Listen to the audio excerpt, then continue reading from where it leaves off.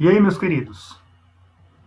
Pode não parecer, mas aqui é o professor Augusto, de Biologia, falando diretamente do meu esconderijo.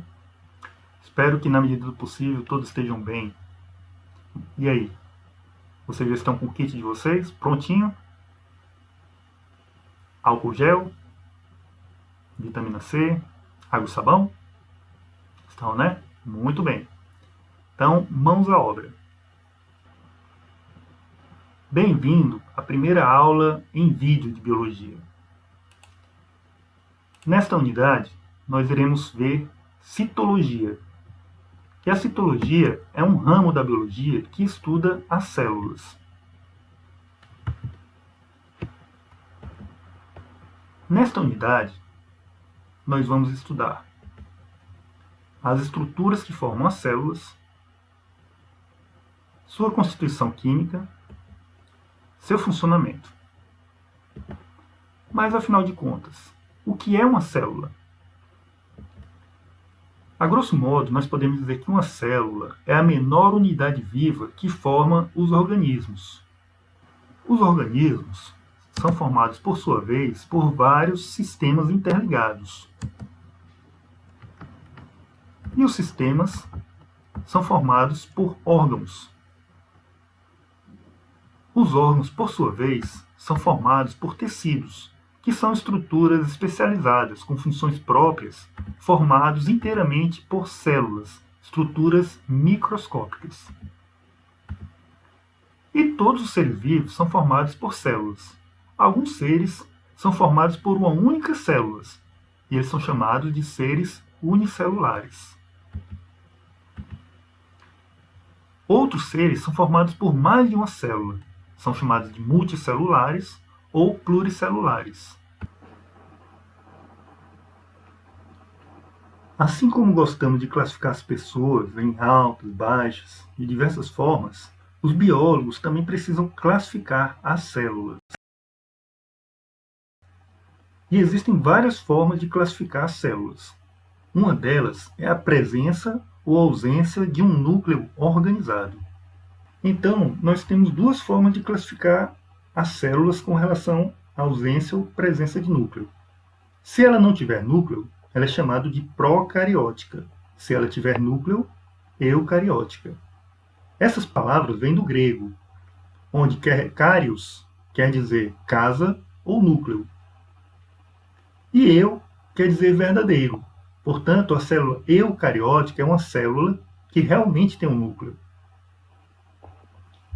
Enquanto que a procariótica, pro quer dizer primitivo e quer dizer célula primitiva ou célula primordial.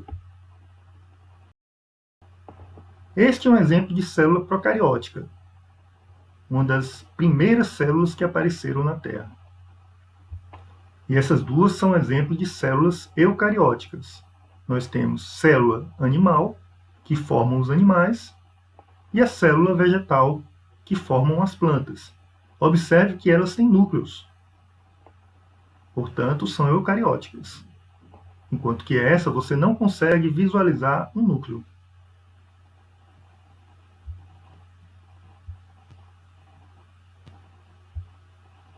As células eucarióticas são células mais complexas do que as procarióticas. Observe que existem muito mais estruturas nas eucarióticas do que numa célula primitiva, como a procariótica. As eucarióticas surgiram exatamente a partir das células procarióticas. Como nós podemos dizer isso?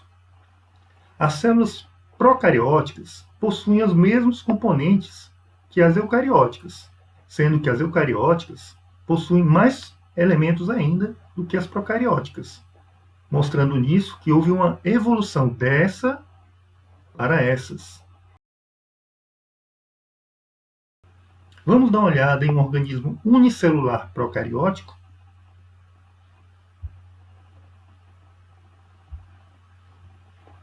Esse é um exemplo de Escherichia coli.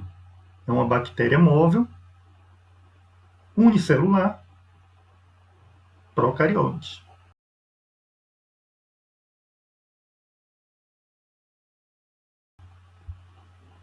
Agora, um organismo unicelular eucariótico, ou seja, um organismo formado por uma única célula que possui núcleo. Aqui nós vemos um stentor. É um organismo unicelular, é um organismo eucarionte. Ele possui vida livre, é um organismo aquático. Ele emite essa extensão em forma de tromba, com vários cílios. E só para exemplo de comparação, aí está um organismo também unicelular, bem menor que ele.